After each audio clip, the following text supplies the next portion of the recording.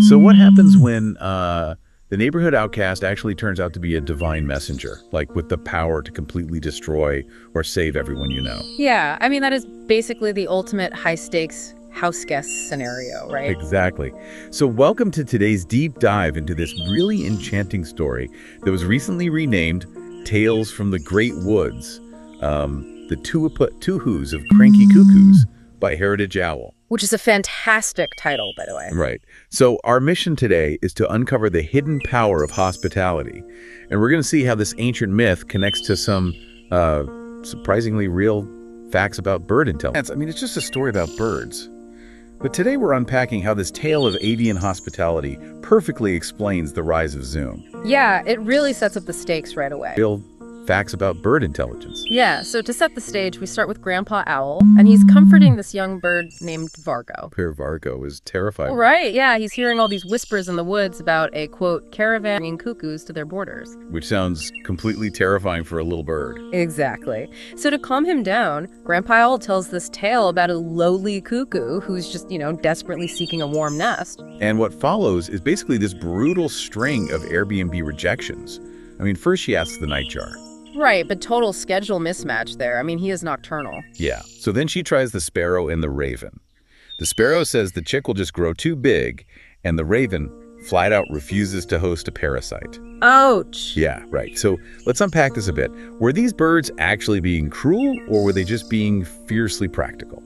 Well, I mean, it is pure survival. This actually brings us to this fascinating biological reality called brood parasitism. Brood parasitism. Yeah, so cuckoos are notorious for laying their eggs in other birds' nests. Which is fascinating when you think about the real-world mechanics of innovation. Okay, wait, let's unpack this, because this sounds exactly like a brutal string of corporate or immigration rejections, right? It really does. And keeping Asian American and Pacific Islander Heritage Month in mind, the cuckoo's plight perfectly mirrors the bureaucratic wall entrepreneur Eric Yuan hit. Oh, wow. Wait, really? Yeah, he faced several consecutive U.S. visa rejections before finally being granted entry. Change the birds to border agents or venture capitalists, and that's a modern bureaucratic nightmare. I mean, wrong timeline, too small, drain on resources. Right, exactly. But in the fable, someone finally caves. Yeah, it's a lowly crow at the edge of the woods who offers the cuckoo a night's roost and a meal. And he simply says, "I once wandered myself." And that single act changes everything, because the next morning, the cuckoo is gone. Leaving behind this speckled egg. Right. And then the sky literally erupts in fire. Because the cuckoo was actually a phoenix in disguise. Exactly. And this taps right into that classic cultural trope of gods testing mortals in disguise. Right? Absolutely. The phoenix acts as this heavenly messenger, and she reveals she came down specifically to test the piety of the great woods. And she was fully prepared to burn the entire forest to ash. Right, because of everyone's selfishness. Yep, just burn it all down. Which is wild to think about. But because of the crow's kindness, the woods are spared from instant incineration. But then the phoenix drops another bombshell. Right, she says this apocalyptic swarm of predator raptors is still coming. Yeah, but she promises her hatchling will protect the crow as long as she keeps it a secret. And I just love the crow's dark humor here. She realizes that even if she did warn the other birds, they'd literally call her cuckoo. Which is a very fair point. I mean, she'd sound completely unhinged to them. Definitely. But soon enough, the prophecy comes true. Yeah, this massive swarm of eagles, hawks, and kites just eclipses the sun. It wipes out every single nest and roost in the great woods. Every nest except the crows, though. Because that phoenix egg hatches, and the chick produces this glowing, repelling elixir that wards off the raptors. Yeah, it acts as a magical shield. It really does. Okay, wait.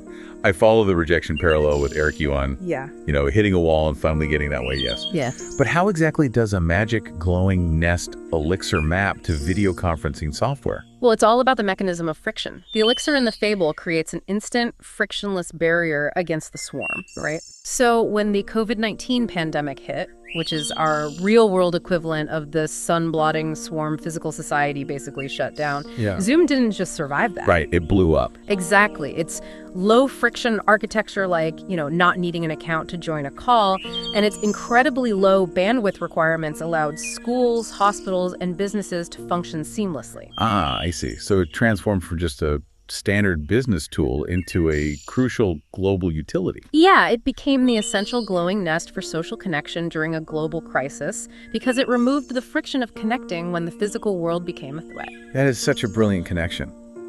But what I find so compelling is how Grandpa Owl uses this magical realist fable to explain some very grounded actual biology. Right, exactly. The fable acts as kind of an origin myth for real-world crow intelligence. Because crows are phenomenal problem solvers, right? Absolutely.